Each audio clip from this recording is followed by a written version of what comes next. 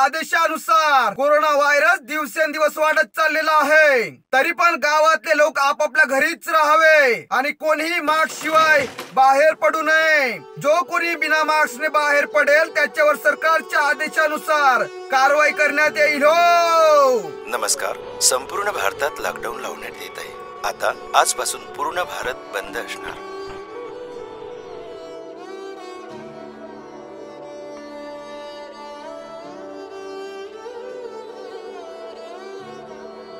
सीमा विचारात पडली। कपडे शिवायला ग्राहकच माझ्या घरी आले नाही तर माझ्या पोटा पाण्याचं काय, माझं घर कसं चालणार? आणि आपले काका यांचं तर पिढ्यानपिढ्या चालणारं कामच बंद झालं। आता जर यांची दिवसाची रोजीच निघाली नाही तर रात्रीची चूल कशी पेटणार?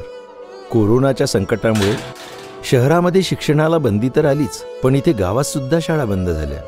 आता मुलं कसे शिकतील या विचारामध्ये मास्तरीनबाई गुंतलेल्या होत्या।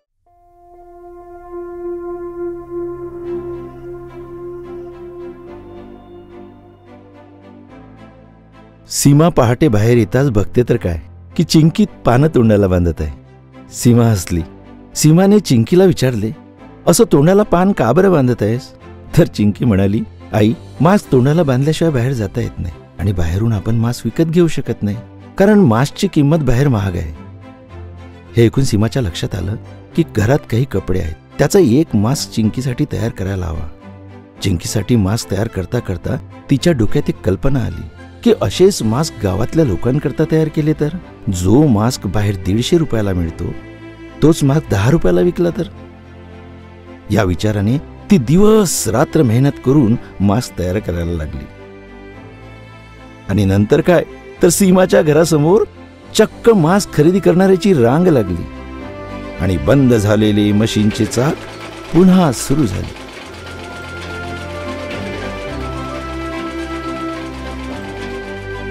आणि इकडे आपले काका जे आपल्या टोपल्याचा माल विकायला शहरात जाऊ शकत नव्हते, ते आपल्या मालाची भरपाई कशी करणार?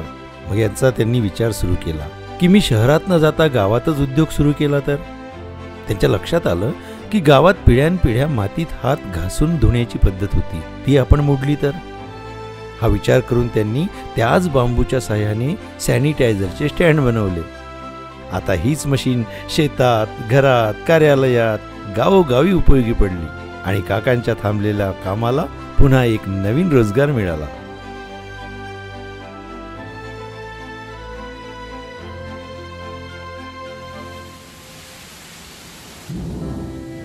आणि इकडे संकटाचे वादळ पुन्हा कोसळले। मास्तरीनबाई सतत आपल्या विचारांमध्ये गुंतलेल्या होत्या। आपल्या मुलांचं काय होणार? तिकडे शहरामध्ये फोनच्या माध्यमातून ऑनलाईन शिक्षण पद्धती सुरू झाल्या। आपल्या गावातल्या मुलांकडे साधा फोनही नाही। आपल्या गावातील मुले कुठे जाणार, कशी शिकणार? मग काय याचा विचार मास्तरीनबाई करू लागल्या। आणि एक दिवस मंदिराची प्रार्थना ऐकून मास्तरीनबाई बाहेर आल्या। बाहेर येताच त्यांच्या डोक्यात एक कल्पना आली, माझा आवाज ऐकायला मुलं शाळेत येऊ शकत नाही, पण मी माझा आवाज मुलांपर्यंत लाऊडस्पीकरच्या पोंग्याद्वारेच पोहोचू शकते। लॉकडाऊनमध्ये बंद पडलेले डेकोरेशनचे पोंगे शिक्षणासाठी उपयोगी ठरले।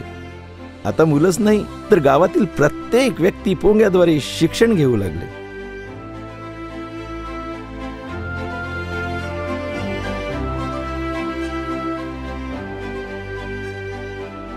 हॅलो मुलांनो, माझा आवाज तुमच्यापर्यंत पोहोचत असेलच तर आज आपला शाळेचा पहिला दिवस। एक संकट, एक प्रयास आणि एक अदम्य विश्वास। लॉकडाऊनचा हा नवीन प्रवास सर्व नागरिकांना अधिक उमेद देऊन गेला, जगण्याची नवीन कला शिकवून गेला।